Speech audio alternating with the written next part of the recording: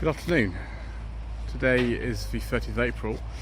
I'm at the Great British Car Journey once again at Ambergate in Derbyshire, and this is a slightly shambolic shuffle around the museum itself. I've been here twice this week already. I've already been filming outside for the Longships Nauticans event that is here. As you can see, some of the cars have been placed in this bit because, well, there's no room.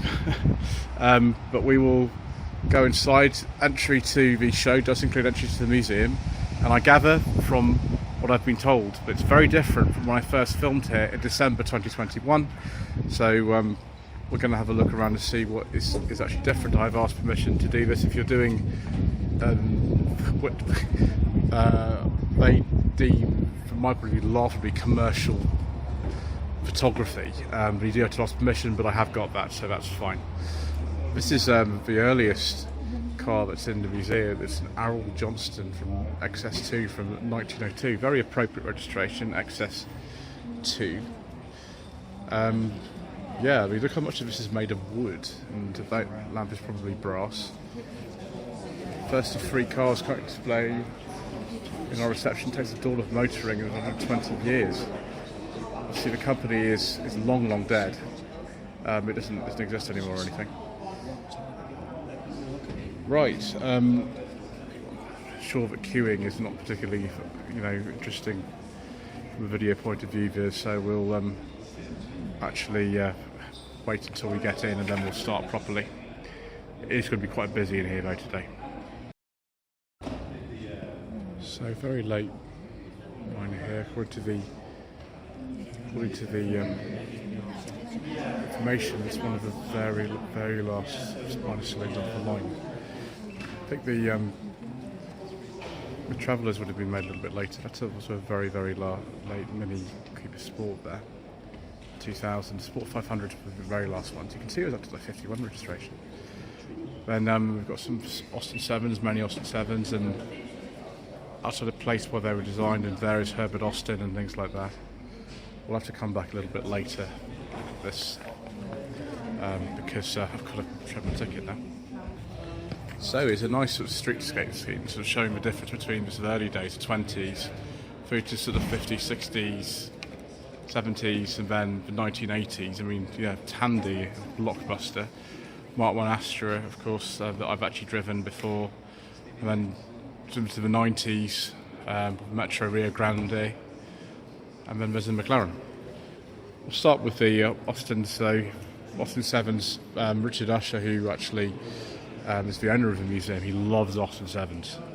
Absolutely loves them. I had the privilege of speaking to him actually recently when I was here just earlier this week. So yeah, Austin 7s, 31 box saloon.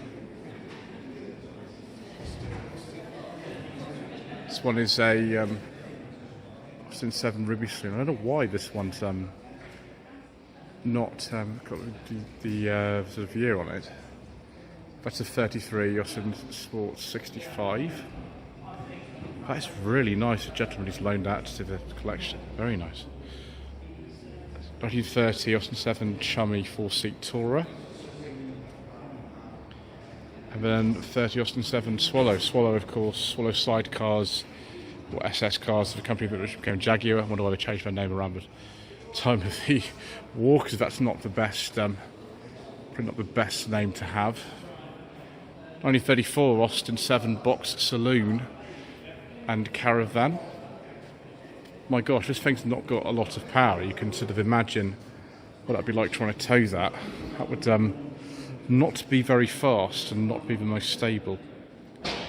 Little Austin J40 pedal car. They were maybe until, I think, 1971, these things. The very confusing Morris Minor Traveller, which says the 59, but the split windscreen ones I thought were discontinued in 1956, so I've always been confused about that one.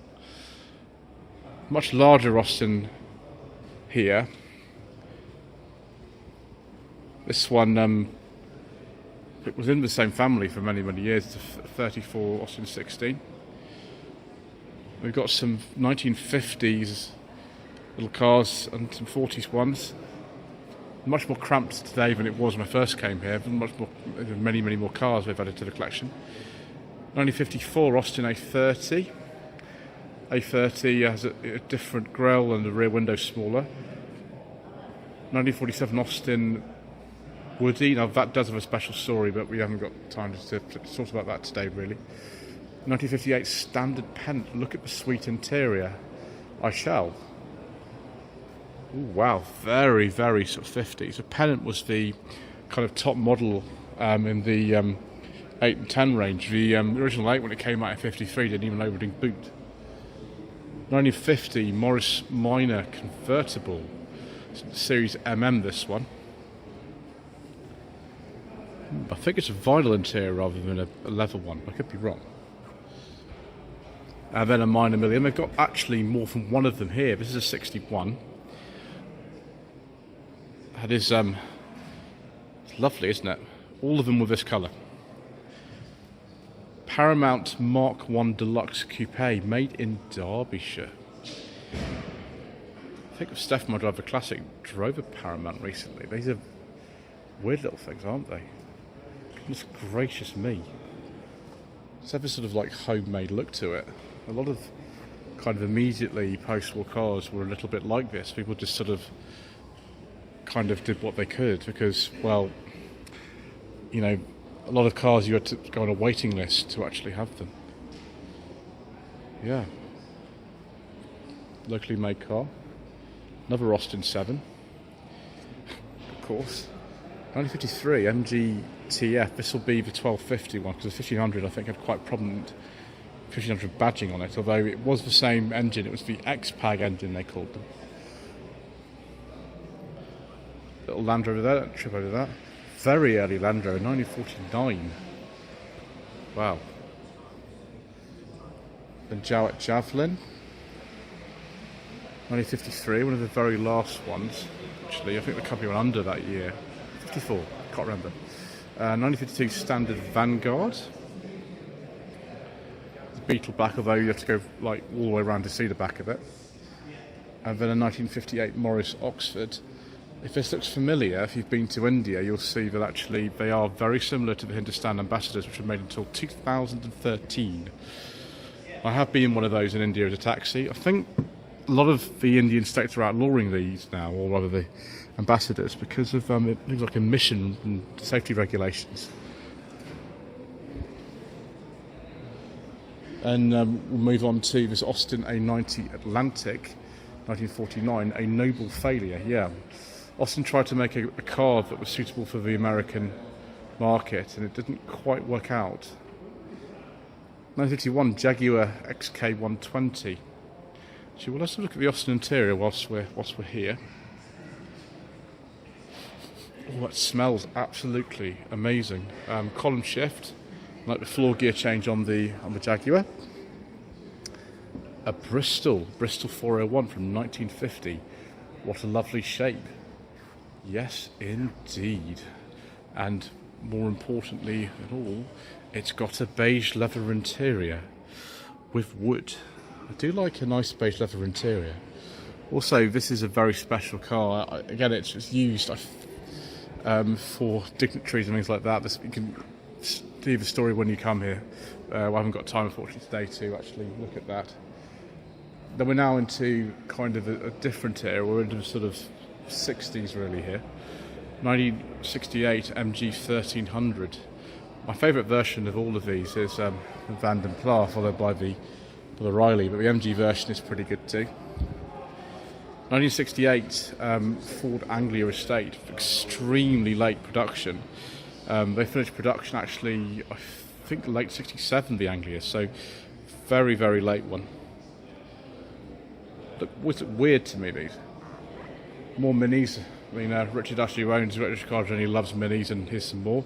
63 Mini 850 Deluxe. 65 Mini Traveller. 1979 Mini Clubman. It looks a bit like a 1275 GT, but it's not. What does earth going on with those wheels? Why are they kind of poking out so much? Very, very strange. Russet Brown. Mini 30, 1989. don't know why it's in this particular section, but never mind. And then a Mark 1 Ford Escort, one of the ones that hasn't actually been sort of made into like a Mexican replica, it's a four-door, although quite a sort of interesting specification, a 1300 GT four-door. You can see why somebody would not want to tamper with that and put it in here. Oh, sorry, am I on your way? Gentleman appears to be a follower of the channel. That's nice. Right, we'll go over this way now. 1964 Austin Healey 3000 Mark III. Yeah, muscular beast of Healey. It certainly is. You have to be quite someone to drive something like this. They're not the easiest. Austin 1300 GT, very late. Was one of the very last ones, 74. This one was made. I think only the Austins and the Vanden Plas continued after the Allegra came out in 73. Then 1964 Austin VX 490.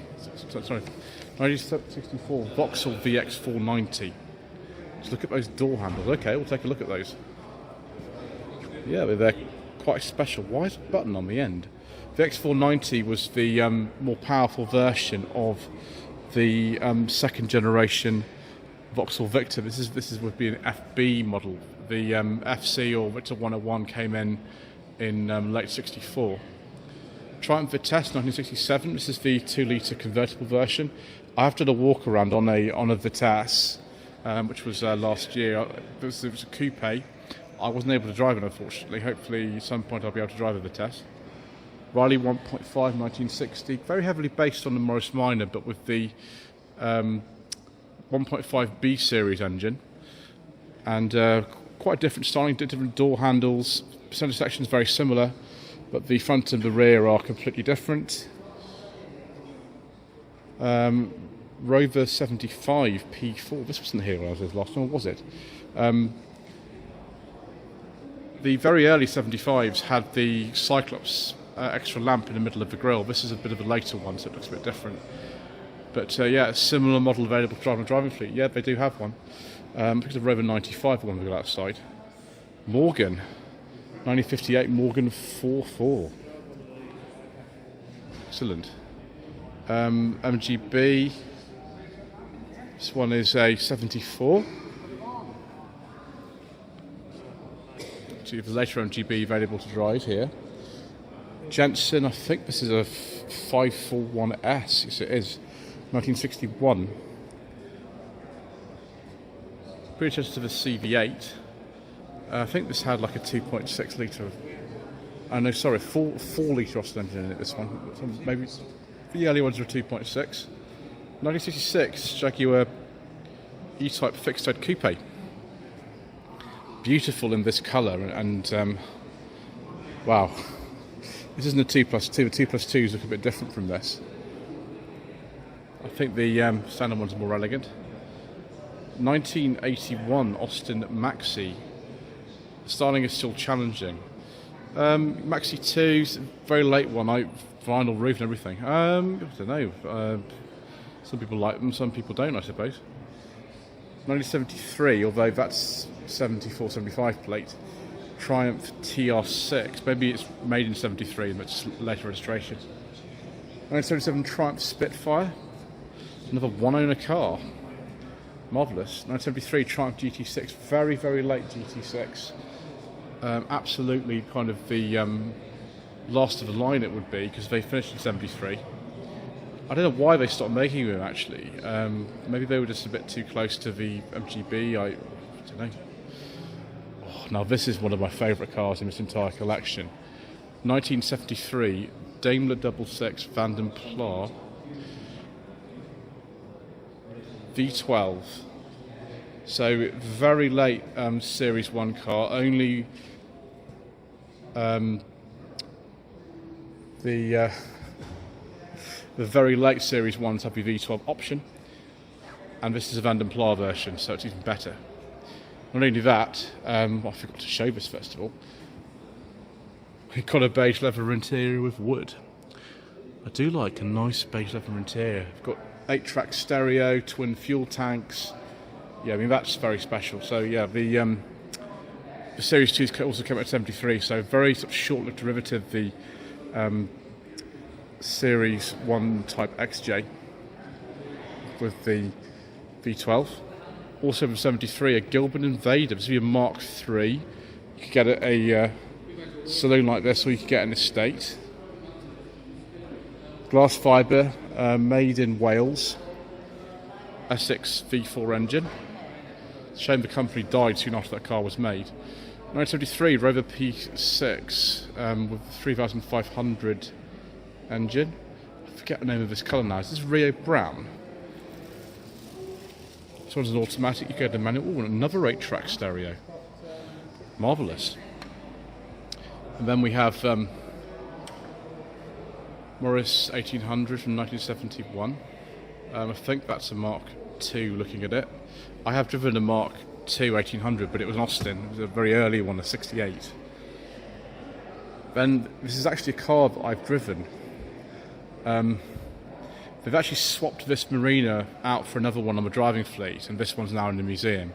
The one you can drive now is a 1980 saloon. This is a 79 coupe. It wasn't actually that bad. It was quite nice to drive, I thought. I don't know why the Marinas have a reputation that they do, really, because some of the cars from the time were actually worse to drive. Got some nice Farina variants here. This is a 1968 Riley 472 automatic. The 472 is a very rare variant of this, I think 6 different models that made up this range. Or was it 5? I can't remember now. Automatic gearbox. Look at these fins on the back. Yes. Next to something even more unusual, this Wolseley. The Riley was a bit more sporting. It had a rev counter. You didn't get that in a Wolseley. This is a very late registration one, 72, but the production finished in 1971, so I don't know what I was doing hanging around for a bit. Again, just probably read the story, I haven't got time today, I've got to get around this entire thing. 1960 Sunbeam Rapier, you can drive one of these outside. One other thing I would like to drive is a Hillman Avenger. They've got a Chrysler Avenger on the fleet, or has that been deleted? I don't know. But they had a Chrysler Avenger on their fleet certainly last year, so I drove it. This is a really early one on an H, 1970. In fact, we'll take a look inside this one. Look at that. Vinyl seats aplenty. Fantastic. Then another Hillman here. This is a mixed Californian from 1955. And a Humber Hawk estate. It's a very, very late one. 67 was the last year for these. So you get more powerful engines, and that's called the Super Snipe, which I think was a little bit longer, but essentially the centre section of the car is similar. 67, that's very nice. I like that very much, actually. I mean, if it had a base leather interior, it'd be even better, but we'll take what we can get. It's a very, very elegant looking car. And we've got 1972 Sunbeam Rapier. Yep, this is the later Rapier. You could get an Alpine or a Rapier. The Rapier was the kind of high specification one. This was delivered to a Mr. Beggs in Andover in 1973. Violet metallic paint and vellum interior. Yeah, beige. I prefer this though, this Humber Sceptre. This is very nice. This is basically like a top specification of the Arrows car, which were things like the Hillman Minx originally, that was discontinued quite early on.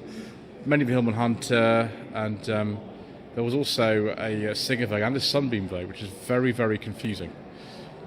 1967 Hillman Husky, which is a variation, of course, on the Imp. And then, talking Singers, Singer Chamois 1965, which again was sort of a bit more luxurious, I think.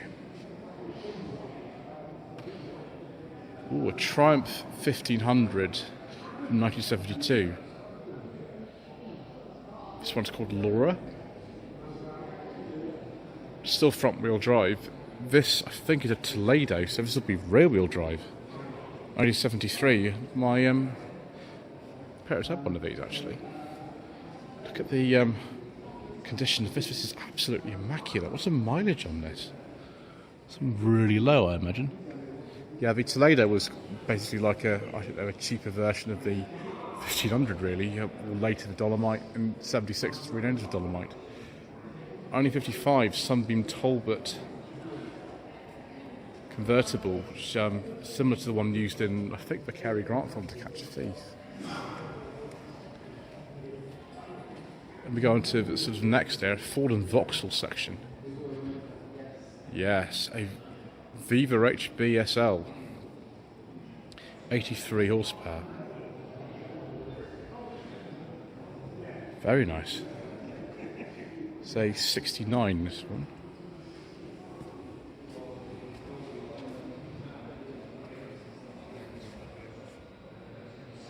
Victor FD 1971.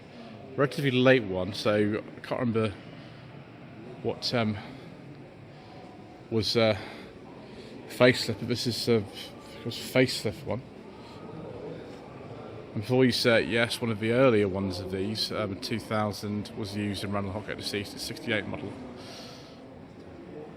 Something I really want to have a go in, actually, is the Vauxhall Astra Mark II. This one's a Celebrity Special Edition, 87. But they haven't added one to their fleet yet. Obviously, this one possibly I don't want people to drive because it's special. 1981 Ford Escort, Mark III. It's probably like a 1.3, that one is. Oh, another Mark I Astra. I know they've got one because I've driven it here. A real leap forward, apparently. Yeah, they're fantastic cars to drive. If you drove one of these, you could not believe it's from the early 80s. It feels much more modern than that. 1985 Ford Sierra. I think that's like a sort of GL model. 1990 Vauxhall Astra State LXI. Yes. For some reason, they used a Belmont name on this late one for some reason. I thought the Belmonts were all saloons. 1982 Vauxhall Cavalier Mark II. I've driven one of these, actually, an automatic one, on the channel. And it was pretty good, although I would just prefer a manual. That's just my personal preference.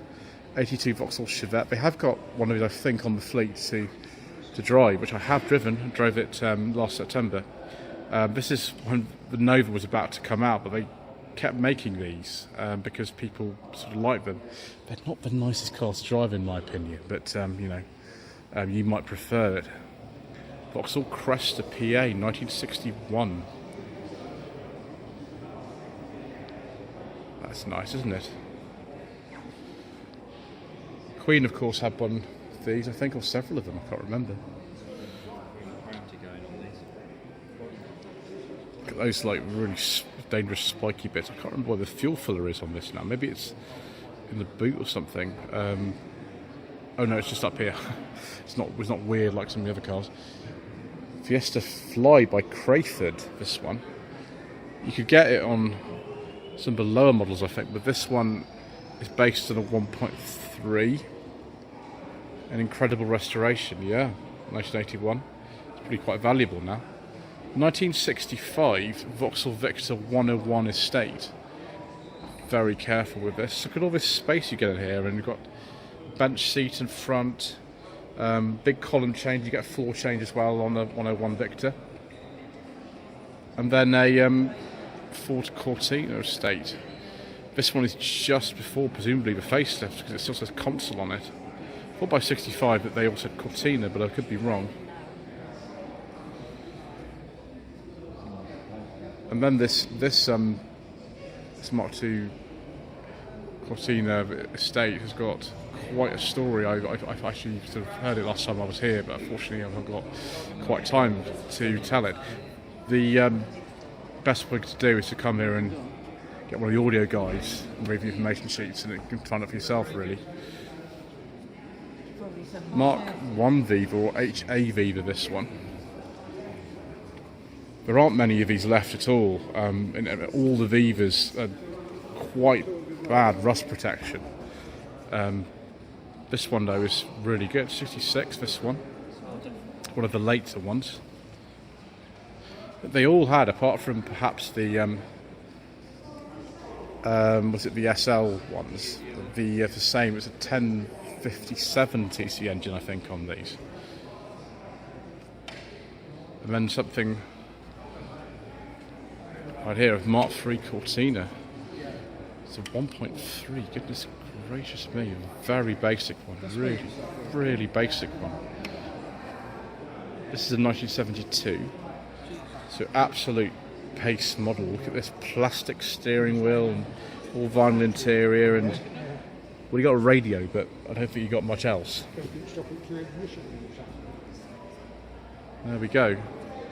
We can see as well the back end of the two Cortinas here, the Mark II Ambulance and the Mark I, and also the front end of this Victor 101.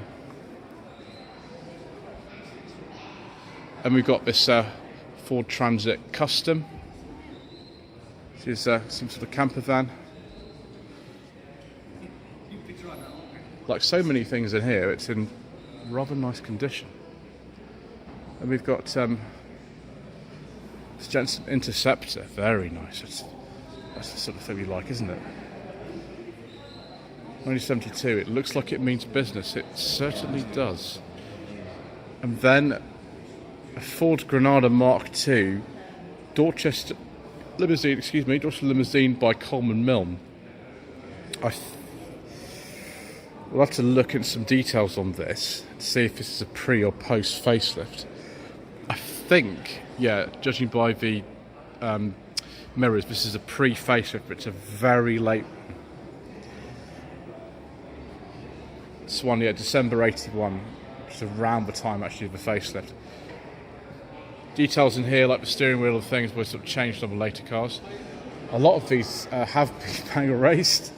I know a gentleman who has raced many of these because they sort of tend to lose a lot of value after they finish in the funeral trade, because there's not much you can do with them. This one, in this beautiful colour, has been preserved.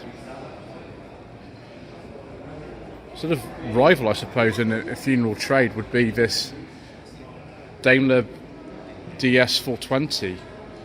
This is quite a late one. It's in 1988. They made from 68 to 1992.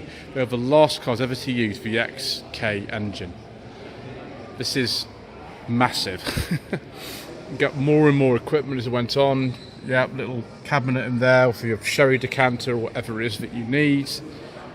Just stand all the way back to actually take this in. Based on the same platform as the Jaguar Mark X, or really the 420G. By this time this came out, I think those rear lights are kind of the same. Another Mini, of course, because there's always room for a Mini in every section of this particular museum. This one's a Mayfair, which was a relatively high specification one. A very, very long-lived trim level, actually, this one. That's an 87. Then we've got a car that I have driven, this TR7. The TR7 you can drive now is a different one. This one is a 1980. It's a late Canley built car. Canley closed later on in 1980. That is not a convertible. It's the coupe, but I imagine they've just recycled the information plaque from one that's outside, but it's a convertible. 1989, Reliant Scimitar SS1. Can't remember which of the engines this one has in it. This one's exported to Portugal. Wow. Yeah, it's probably a better climate than it is here for preserving things like that. Although this is fiberglass, so it wouldn't rust. Fantastic. That's a 1400. I think it's we have a 1.4 CVH engine in there. A cutaway Austin 1100 Countryman. I don't think that's going on the road anytime soon, is it? Here's what one looks like. Although it would be a Traveller rather than a Countryman, actually, if it's a Morris. If it had all the bodywork on it. It's a 69, so that is a Mark I, I think. So this is a Mark II, and then we've got a nicer Lego set. I forget the name of this particular colour. 77. And then we've got, one of my favourite things, a Vanden Plas 1500. It's not actually an Allegro. Obviously, yeah, it's Allegro body shell and stuff on it. It never was marketed or badged as that. I have driven one of these, and it's absolutely amazing. I loved it. This will be a Series 2.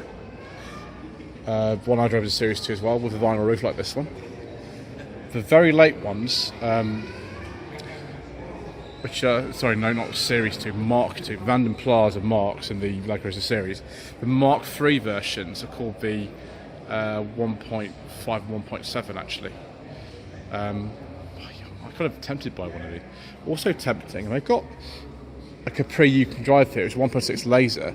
This is a 2.8 injection. It's quite a late registration. Production of these finished in December '86, but this was registered in 1988. And actually, at the end of Capri production, they just couldn't give them away. People just weren't interested, which is complete contrast now. But yes, hopefully we'll have a go in that one at some point, the 1.6 laser.